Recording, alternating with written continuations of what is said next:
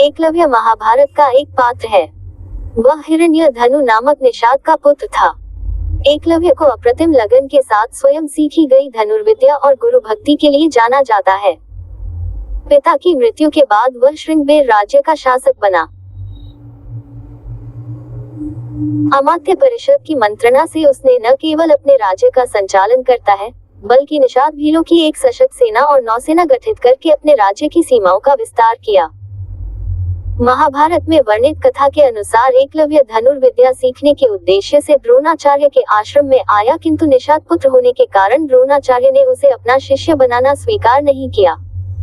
निराश होकर एकलव्य वन में चला गया। उसने द्रोणाचार्य की एक मूर्ति बनाई और उस मूर्ति को गुरु मानकर धनुर्विद्या का अभ्यास करने लगा।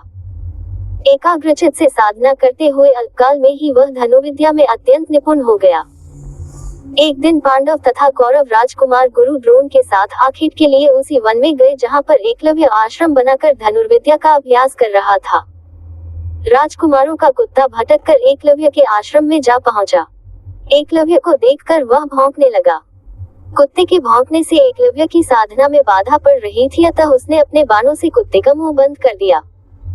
एकलव्य ने इस कौशल से बाण चलाए थे कि कुत्ते को किसी प्रकार की चोट नहीं लगी। कुत्ते के लौटने पर कौरव, पांडव तथा स्वयं द्रोणाचार्य ये धनुर कौशल देखकर दंग रह गए और बाण चलाने वाले की खोज करते हुए एकलव्य के पास पहुंचे। उन्हें ये जानकर और भी आश्चर्य हुआ कि द्रोणाचार्य को मानस गुरु मानकर एकलव्य ने स्वयं ही अभ्यास से ये विद्या प्राप्त की है।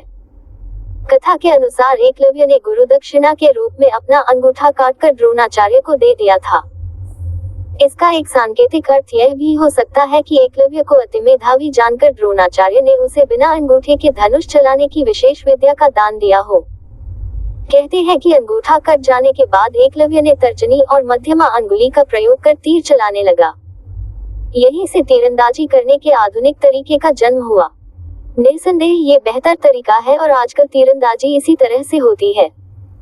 वर्तमान काल में कोई भी व्यक्ति उस तरह से तीरंदाजी नहीं करता जैसा कि अर्जुन करता था।